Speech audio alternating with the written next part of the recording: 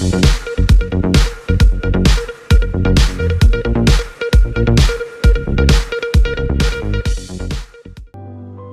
আগেই বিজেপি নেতা তথা রাজ্যের বিরোধী দলনেতা শুভেন্দু অধিকারী তিনি গারুলিয়া পৌরসভায় অবাঙালি মানুষ যারা তাদের ছট পুজো উপলক্ষে ছট পুজোর সামগ্রী বিতরণ অনুষ্ঠানে গেছিলেন এবং সেখানে দাঁড়িয়েই তিনি নাকি অভিযোগ বলেছিলেন যে অবাঙালি সম্প্রদায়কে তারা এমনিকে অপমান করেছিলেন।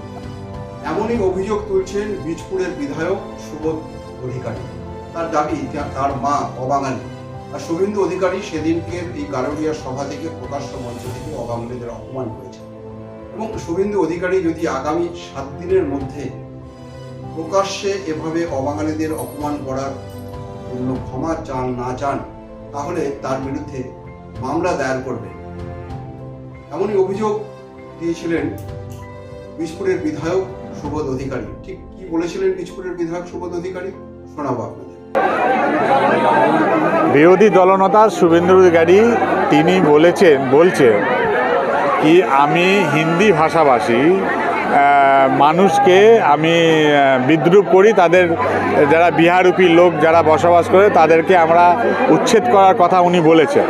আমি প্রথমে বলতে চাই আমি কোন জায়গায় এই কথাটা বলেছি ওনাকে দেখাতে হবে, কোন জায়গায় এই কথাটা আমি বলেছি সেটা দেখাতে হবে। আর আমার মা একজন হিন্দিভাষী বিহারের মানুষ, তাহলে আমার মাকে উনি অপমান করলেন কেন? আমি হিন্দিভাষীকে যখন আমি অবহেলা করব বা বিহারূপী লোককে আমি বিদ্রুপ করব তাহলে নিশ্চয় আমার মাকে আমি অপমান করছি। সেটা আমার মনে হচ্ছে কি এটা আমার যেহেতু আমার মায়ের অপমান হচ্ছে, এটা আমার মনে হচ্ছে আমার মানহানি একটা ব্যাপার হচ্ছে কি আমার যে মান সেটা হানি হয়েছে। সেই জন্য ওনাকে আমি 7 দিন টাইম দিলাম, উনি যদি ক্ষমা চেয়ে নেন ভালো, না হলে আমি মানহানি মামলা করব। মানহানি হলো না মায়ের মানহানি?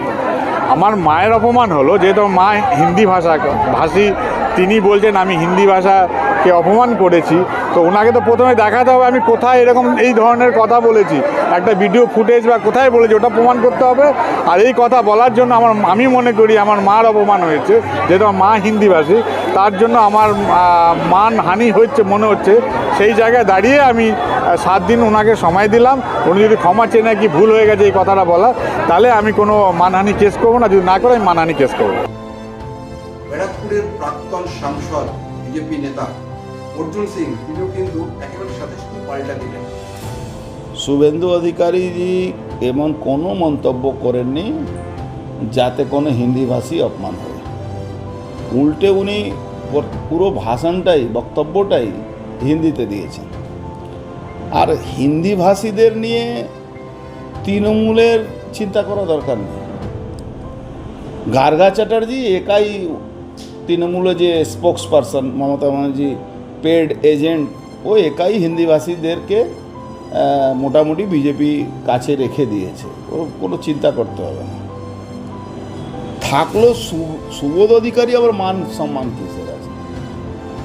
মমতা ব্যানার্জি তো এইসব মনে রাখে না। মমতা ব্যানার্জির কাছে নম্বর নেওয়ার জন্যে এইসব করছে। মমতা ব্যানার্জি যখন রেলমন্ত্রী ছিল তখন ওখানে একটা রেলের ওয়াগন কারখানা খুলবে, সেখানে 32 কোটি টাকা মাটি ভরাট হবে।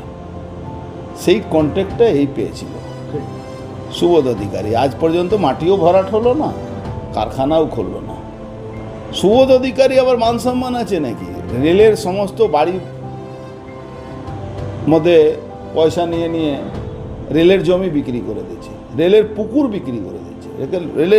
রেলের জমিতে ওর ভাইরা ওই দোকান করে বিক্রি করে দিচ্ছে। আমরা অনেক কমপ্লেন করে অনেক ভেঙেছি। আপনার ওয়ার্কশপে স্ক্র্যাপের টেন্ডারে 10 টাকায় স্ক্র্যাপ টেন্ডার নিচ্ছে, 10,000 টাকা মাল চুরি করে নিয়ে যাচ্ছে। ওর আবার মান সম্মান আছে?